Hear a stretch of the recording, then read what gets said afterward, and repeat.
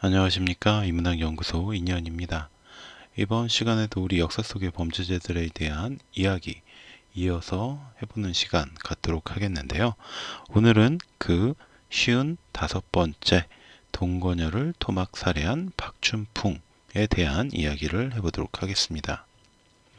55번째 동거녀를 토막 살해하고 유기한 박춘풍. 1. 팔달산 등산로에서 발견된 토막 시신. 2014년 12월 4일 오후 1시경 수원 팔달구 팔달산의 등산로를 걷던 등산객은 커다란 검은색 비닐봉지를 발견하게 됩니다. 등산객은 다른 등산객이 버린 쓰레기라고 생각을 해서 이걸 대신 치우기 위해서 비닐봉지로 다가갔죠. 그러나 가까이 다가가 보니까 봉지가 살짝 열려 있었고 그 사이로 사람의 몸통이 보였다고 합니다. 팔달산 등산로에서 사람의 몸통이 발견했다는 거죠. 벌벌 떨리는 손으로 경찰에 신고를 했고 즉시 도착한 경찰은 참혹하게 훼손된 시신을 발견하게 됩니다. 끔찍한 것은 그 시신은 머리도 팔도 다리도 없이 몸통만 남은 상태였다는 거죠. 뼈는 있었지만 장기는 신장 하나를 제외하고는 모두 사라진 상태였다고 해요. 게다가 더 황당한 것은 이미 다른 곳에서 피를 모두 빼내었는지 봉지 안에는 혈흔이 거의 없었다라는 점입니다. 그러니까 몸통 시신은 있는데 피는 거의 없었다는 거죠. 경찰은 시신을 국립수사과학연구원에 보내서 부검을 의뢰하는 한편 추가 시신을 찾기 위해서 지원 병력을 요청하여 팔달산 인근을 수색하기 시작합니다. 경찰의 입장에서는 굳이 시신을 토막해서 산까지 들고 와서는 왜 땅에 묻지 않고 등산로 주변에 유기했는지 또 의문이었습니다. 그렇죠. 대부분 산에 시신을 들고 간다는 건 파묻기 위해서인데 굳이 사람들이 다니는 등산로에 이렇게 유기를 해놨다.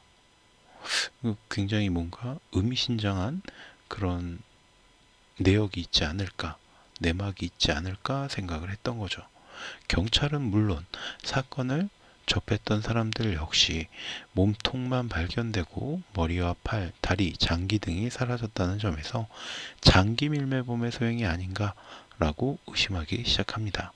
특히나 오원춘 사건이 벌어졌던 곳이 바로 그쪽 근방이었기 때문에 이런 식의 의심은 더 단단해져 갔습니다. 자, 오원춘 사건은 제가 우리 역사 속의 범죄자들 30번째 에서 다뤘던 사건이죠. 그동안 다행스럽게도 부검을 통해서 시신이 성인 여자의 것이며 혈액형은 A형이라는 점까지 밝혀는 냈는데 지문이 있는 손도 치아가 있는 머리도 없었기 때문에 신원의 확인은 어려운 상태였습니다. 문제는 다음 날인 12월 5일부터 기동대 2개 중대 약 200여 명을 투입해서 시신의 나머지 부분을 찾기 위해서 팔달산 주변을 수색했지만 아무것도 찾지 못했다라는 거죠. 결국 12월 6일 경찰은 강력 형사 92명으로 수사본부를 구성해서 본격적인 수사에 돌입하게 됩니다. 그리고 수색 인원도 더 늘려서 300여 명의 기동대 인력과 경찰견까지 투입해서 나머지 시신을 찾는 데 주력했고 등산로 출입구에 CCTV를 수거해서 영상 분석에도 들어갑니다. 하지만 등산로의 진입로는 이 10곳이나 있었기 때문에 또 게다가 등산객들은 모자와 마스크를 착용한 사람들이 많았기 때문에 쉽게 어떤 단서를 발견하지 못했죠. 12월 7일에는 인원을 더 늘려서 약 340명가량이 투입이 됐고요. 그래도 뚜렷한 성과는 얻지 못했다고 합니다. 12월 8일 다시 100명을 더 추가해서 약 440여 명의 인원으로 팔달산뿐만이 아니라 수원 전역으로 수색 범위를 넓히기 시작했고 시민들의 제보도 받기 시작합니다. 그리고 12월 8일 결정적인 제보가 접수가 됩니다. 파출소를 찾아온 한 여성이 동생이 11월 26일에 퇴근한 뒤에 가족들과 연락이 두절되었고 다음 날부터 출근도 하지 않고 있다라는 가출 신고를 한 거죠. 그리고 자신의 동생이 박춘풍이라는 남자와 동거 중이다라는 사실도 밝힙니다. 경찰은 신고자의 언니와 팔달산에서 발견된 시체의 DNA를 대조하기로 합니다. 당시 국가수는 전국에서 실종 접수가 된 1,442명 중에 경기 지역에 거주하는 여성 44명을 추려내서 그 가족들과 DNA를 비교하는 중이었습니다.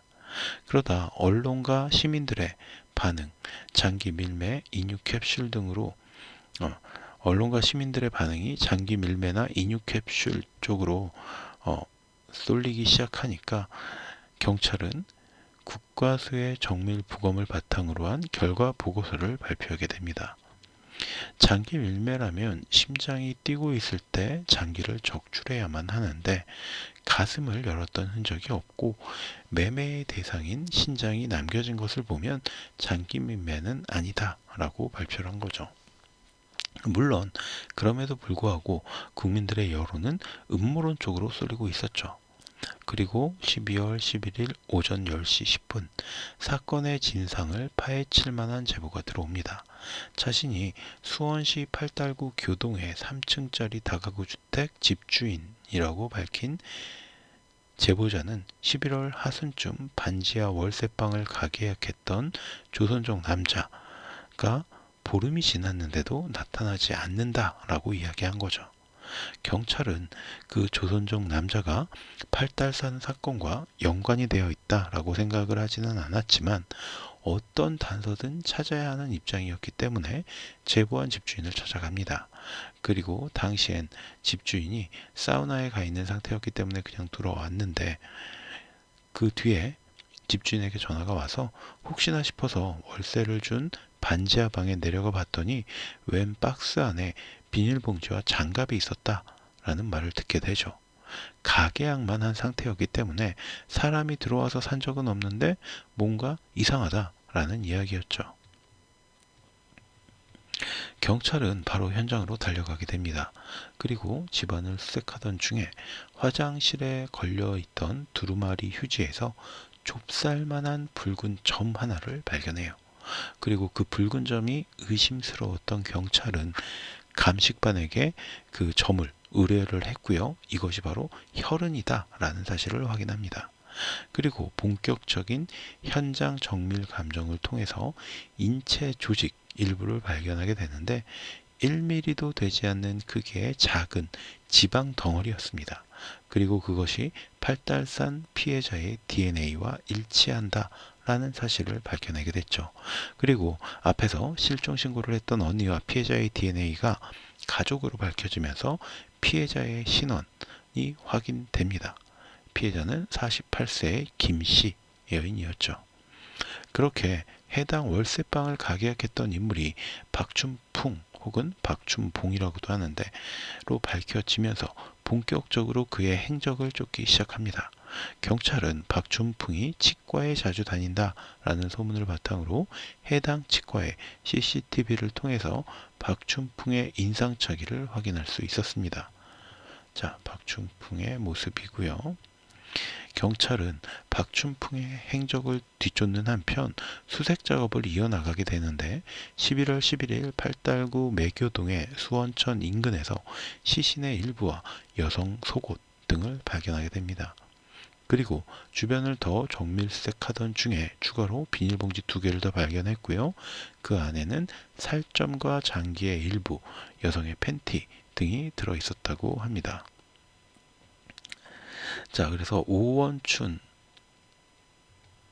집과 이 팔달산 시신의 발견 위치가 굉장히 가까웠어요. 그래서 12월 4일에 발견했던 위치는 오원춘의 집에서 약 1.4km, 또 12월 11일에 발견된 시신은 오원춘의 집에서 약 1.3km 정도밖에 안 됐습니다.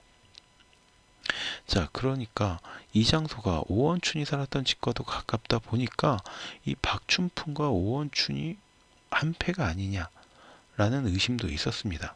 아무튼 박춘풍이 동생 명의의 휴대전화를 사용하고 있다라는 사실을 파악했던 경찰은 12월 11일 밤 11시 30분 성매매 여성과 모텔에 투숙하고 있던 박춘풍을 검거하는 데 성공합니다.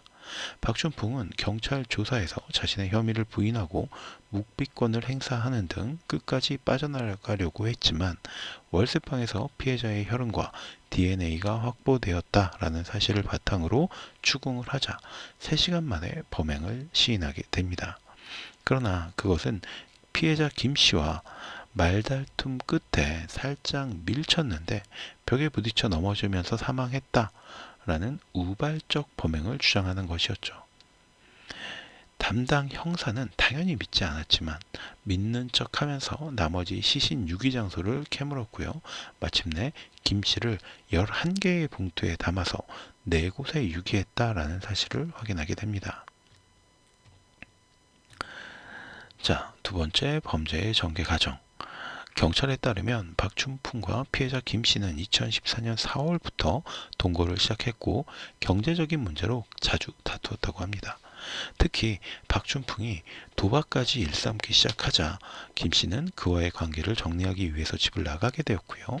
연락해도 만나주지 않았다고 합니다. 그러자 박춘풍은 여기에 앙심을 품게 되죠.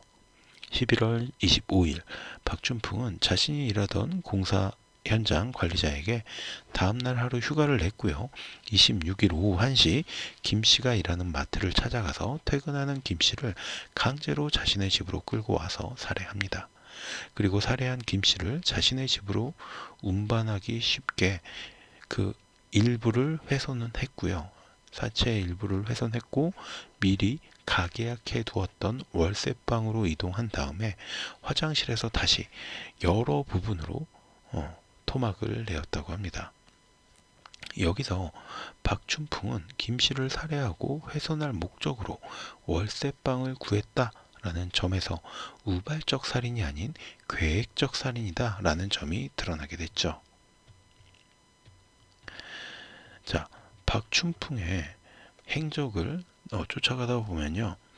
2008년 12월에 가명의 여권으로 방문 취업 비자로 불법 입국을 했어요. 그러니까 조선족인 박춘풍이 우리나라에 불법 입국을 했고요.